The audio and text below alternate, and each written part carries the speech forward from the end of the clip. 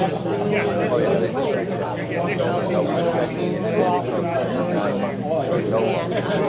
course, they did that.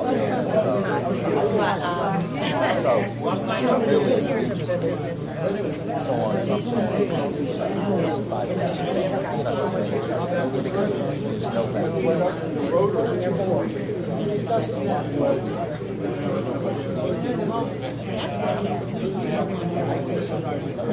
My name is Kathy Alexander, and I'm the director of the Winchester Chamber of Commerce.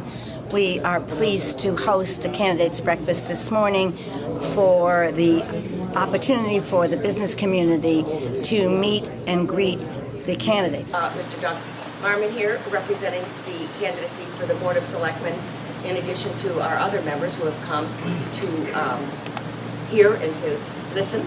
And we're really disappointed that the other two candidates, for some reason, could not make it. So, Doug, why don't we give you the floor? I've been in town for 35 years, been on town meeting for 30. I spent 9 years on the Finance Committee. I am currently the chairman of the Capital Planning Committee. They're the people who spend the capital money, trucks and technology and buildings. A challenging time. Our stabilization funds which have supported much of the capital improvements now are pretty much depleted.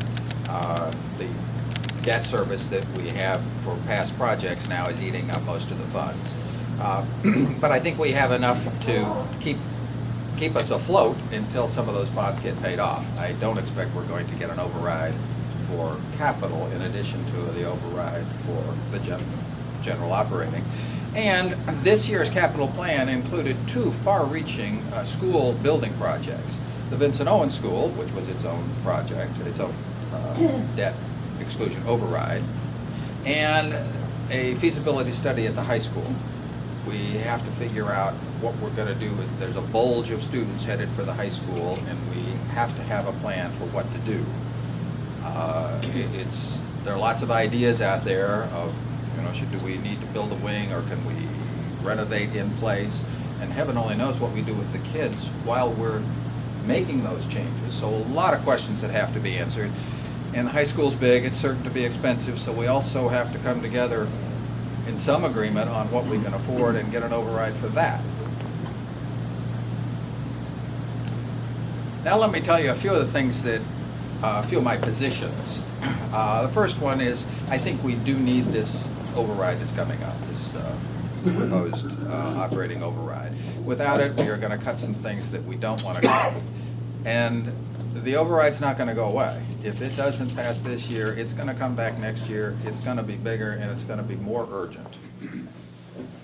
So we might as well face up to it. Second, I was disappointed in the wage contracts that were signed last fall. The wage and benefit package is rising too rapidly and is the major driver for this override that we're having to have. We made no changes in the work rules. We've got to make some changes to work rules if we're going to be run as an efficient town. We have a set of rules that no business would tolerate. And third, I think it was too long. It bought us stability when what I think we need is flexibility in these uncertain times. And my third point is, I think we got to have a new town manager, and we got to have it promptly. I have no complaint with Ms. Lannon or Mr. Toogood. They've done a fine job. But an acting manager and an acting town manager and a town manager they have different authority. The titles are not the same. I think we need a citizen committee to get to work immediately to start that search under some guidelines set by the selectmen, but the search should be open to all. I think this is something we want to do. I think we've waited too long. And of course, I think I am experienced. I think I have commitment to the town. I think I've got some new ideas to bring to the selectmen's table, and I hope I can count on your vote a week from today. Thank you. All right. One of the big issues of the chamber is tax classification. What's your position on that? I see, it doesn't seem to me that the businesses in town are so robust that they can afforded a higher tax rate. I think that the board in the past has done the reasonable thing about keeping the classifications equal. We need business in town. Doug, what work rules need changing? Well, it's set up now so we cannot reward our best workers. And we cannot it's very difficult to remove the worst workers. I think we have to have some more management control. How would you do that? Well, it's through collective bargaining. Can I do it? I don't know. But I think it's something that desperately needs to be done. And I'm not naive enough to think that this is going to happen overnight. But we have to start the conversation. We have to keep pushing until we do make some progress.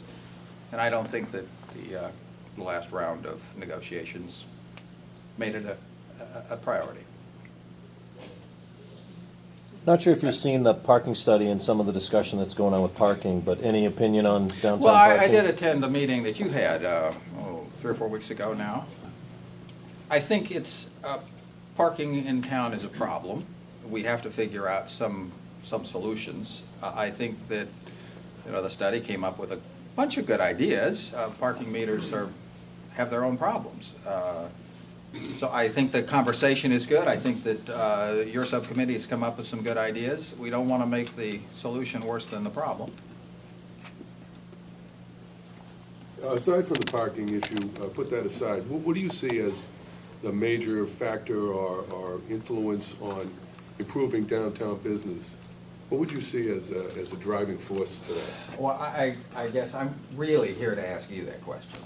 I can't say that I know. I mean, I want the downtown to be vibrant. I think we've taken some steps in that direction. The planning board's come up with a whole bunch of conversations. These are good ideas. I don't know which ones of them we can implement, which ones make sense. But I'll be honest, I don't have a plan for the downtown.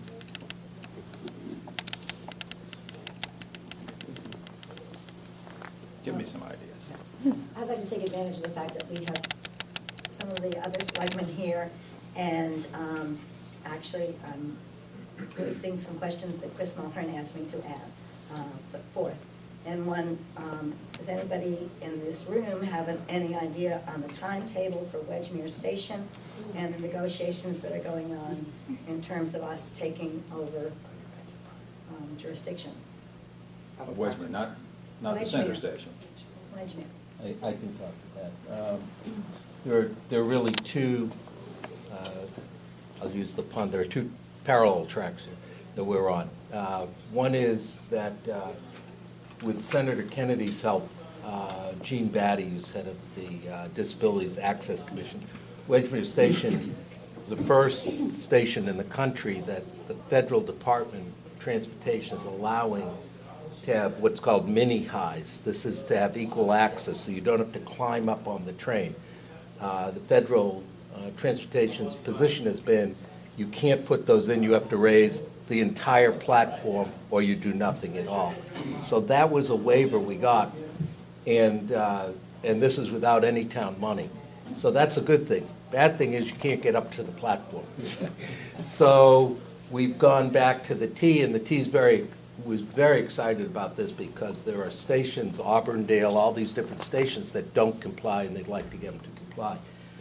So the T, in their wisdom, went and designed these new ramps to replace the ramps, some grades, we all know them, that are there. And they got to 100% design completion and discovered that the ramps were on DCR land, not Town of Winchester MBTA property. So they quickly scrambling because the mini-highs are being paid for with stimulus ARA money, and it has to be expended by this fall. And so they've come back to the town, and we own up and I'll get to the second part in terms of the parking, we own 17 spaces in that lot. The rest of that lot is DCR land. But the town owns the land along Bacon Street. So the T is quickly redesigned their ramps to put ramps on either side next to Bacon Street on Town of Winchester land. We've entered into a temporary agreement with them, but this has to be brought to town meeting this spring. So there'll be a special town meeting within the town meeting scheduled for, I think, May 5th, to do a 99-year lease to the T for these new ramps. And that will allow people to get up and build the mini highs. That's one item at Wedgmere. The other is the parking. And we've scheduled a meeting with DCR. This ties back to the parking study. And we agree with the chamber. There are a bunch of moving pieces here. We want to have smart growth. We want people to use the T. We want them to drive less, but we don't want them to all bring their cars to Winchester Center, and then that has a negative impact on turnover. So how do we square this circle? One of it is to make Wedgmere more accessible to Winchester commuters. Right now, we're the low-cost producer. Instead of parking at Anderson or Wellington and paying, you can get off at Roosevelt Circle, drop your car in Wedgmere, ride into town, do the reverse commute at the end of the day. That's of no benefit to Winchester, and that lot is filled first thing in the morning. So people are coming then to downtown. So we want to have a conversation with DCR wherein we say, we're plowing it, we're taking care of it. Let Winchester have the revenue, let Winchester set up a resident sticker program or share revenue or whatever. So we're beginning that. So those are the two things going on with Winchester. Roger, why can't we negotiate with them to take control of the land? Not just provide the services, but why can't we take it away from them in some fashion? Well, it would have to be an act of the legislature to do that. And the state is relatively reticent to give up, quote, parkland, notwithstanding the fact it's a parking lot. So we'll certainly raise it. When the stations were built, the town of Winchester accepted the responsibility to maintain. And so it's their land, but we're responsible for everything else.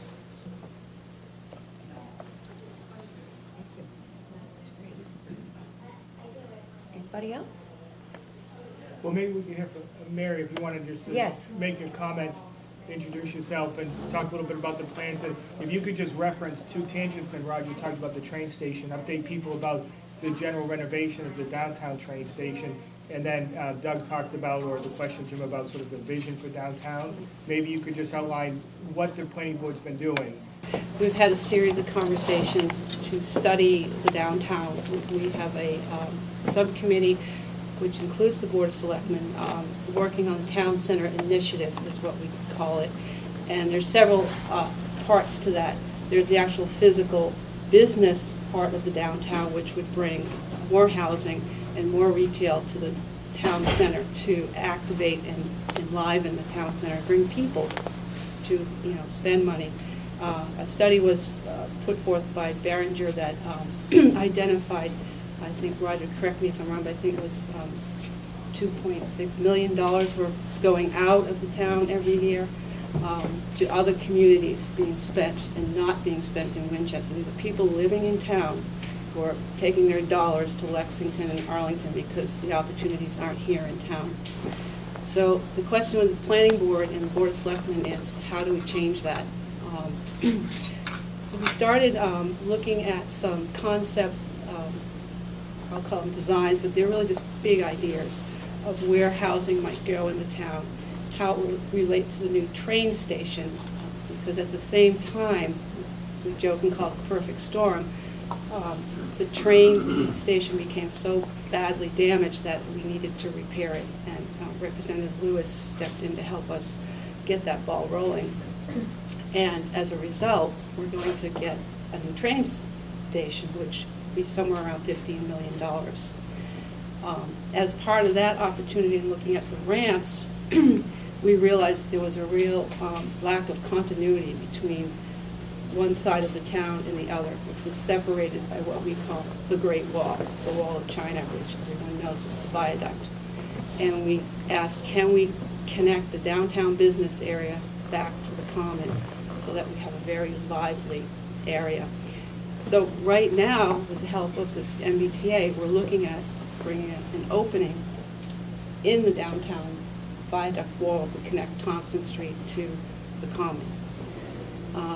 So all of these pockets are moving together and hopefully will, join hands to really make it a vibrant place.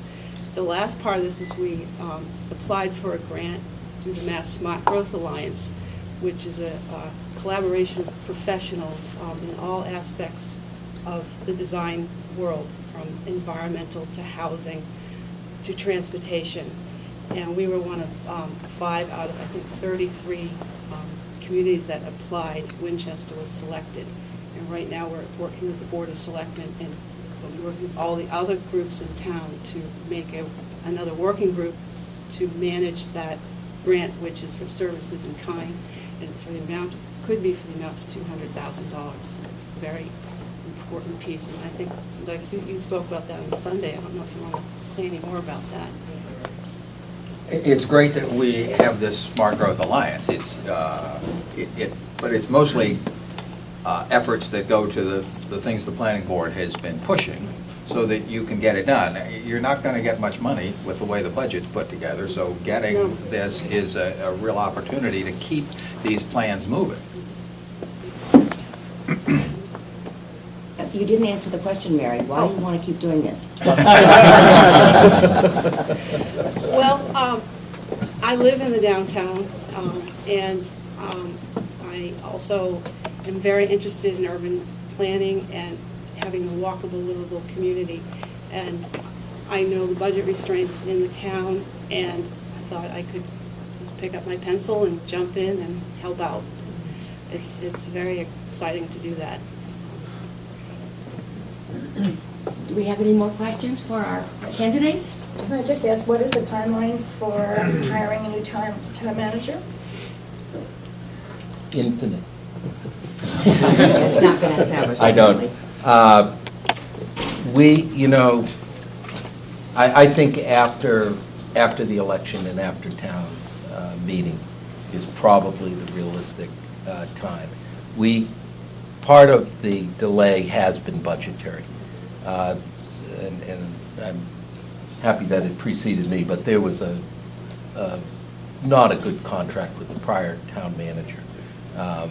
There was a mutual decision to go our separate ways, but that in an employment situation where the contract ended, to then have severance pay on top of it, it was really wasn't particularly good fiscal management, in my opinion. But it was a contract, and we were obligated, so we met our obligation, but we had to cut a large check. And we didn't have those funds in our budget, which is tight. And so Mark and Mary Ellen, quite honestly, have helped us bridge financially. That is part of the argument. When we looked at hiring professional assistants to do a search, we were looking at $50,000 and $60,000 fees for professional assistants on top of a severance payment. And so the dollars really guided some of the early thinking. I agree with Mr. Marmon. First of all, I've been pleased with the way the team has performed, and there have been issues that have been knocked down and resolved that were lingering.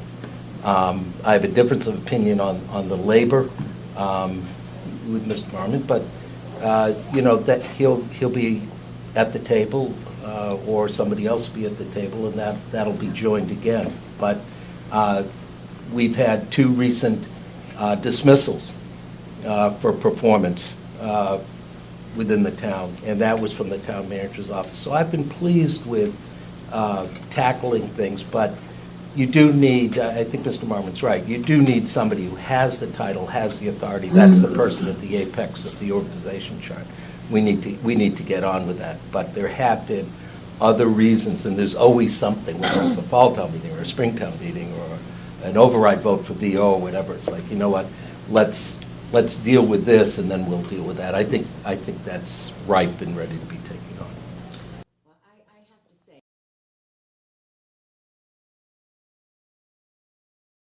My name's Doug Marvin. I'm running for a seat at the table of the Board of Selectmen.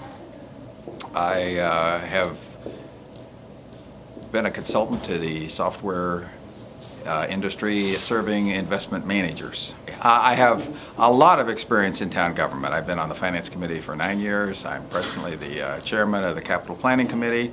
I pretty much know how the town is put together. I've got some new ideas that I think ought to be at the selectmen's table, some things a little bit different. What do you do for a living? I'm now really retired, but I am a consultant to investment managers. And your military background? I was in the Coast Guard, Where? stationed in Portland, Maine, For how long? just a year. In the last presidential election, who did you vote for? I voted for Obama. How come? Oh, because I thought he had the best outlook for the future. And as for the school override? School override, the general override? I'm in favor of the general override. How come? Well, without it, we are going to have to cut. We're going to reduce services that we need, that we've come to enjoy, and I don't want to do that. Final question. Would you go for having Mary Ellen Lannon as town manager? I think that Mary Ellen has done a wonderful job. We still have to go through process. We need a search committee of citizens to open up that search, and everybody is welcome to apply. Why? Why what? Why must we have a search? Well, I think we need to investigate who else is out there. I think Mary Ellen's done a great job, but I'm not going to just take her because she's available. I think we should look. My name is Doug Wilkinson. I'm a police officer in town, and I'm running for the office of Selectman. I've lived in town for over 30 years. I've interacted with the town on an official basis between the unions and myself for the last 7 or 8. I've found it to be contentious. I'm an average man whose pocket keeps getting picked by the town for respective issues. I want to see if I can bring a fresh perspective to them to show them what the average man is paying and therefore is suffering to meet the needs that they think their vision requires to keep it going. What do you mean they're picking your pocket? The constant overrides, as is the one in January, which I was against, as the one that's coming up next week, I'm against. The constant overrides that have gone on every time they get in trouble, rather than attempting to redirect their issues, they intend instead reach back into our pockets to pay the bills rather than finding out another way that maybe they could tighten their belt. Doug, can you tell me, in 2008, the presidential election, did you vote for McCain or for Obama? I have to say I did vote for President Obama. I think I was like the rest of the country. I was looking for a change. The Republicans had left us in a very, very sad state. I was willing to give the man his chance to succeed. I don't know whether he has or not. That will be determined as time goes on. It appears that it is. And about your son in the Marine Corps, when did he go in? He joined up in February of 2004. He's been to Iraq twice. In certain deployments, he's deployed with the Marine Corps at least 3 or 4 times, and he's on deployment now. He left several weeks ago, heading for somewhere in the Afghan-Libya area. We just, as I said before, we just don't know where, and he can't tell us. You mentioned something before about what he had to do to get into the Corps. What's his name? My son's name is Michael. He's 28 years old. He was a big man, same as I am. We tend to run large in my family. He determinedly lost a large amount of weight, so between 70 and 80 pounds, to meet the requirements to join the Marine Corps. And then they sent him off to boot camp. And the son I got home was nowhere near as large as the son I left. But I was very proud of him, and I still am. And he's still serving today. He's a sergeant, and he works. He's on the USS Boxer, and as I said, they're somewhere in the South Pacific at this point. That's great. And your daughter is? My daughter is a manager for a retail store living in Phoenix, Arizona. What's her name? Her name is Lisa. She's 24 years old, graduated Westfield State College in 2008. Mom's not thrilled about the fact that she's that far away, but she calls every day. They continue contact, and she's succeeding, and I'm also very proud of her.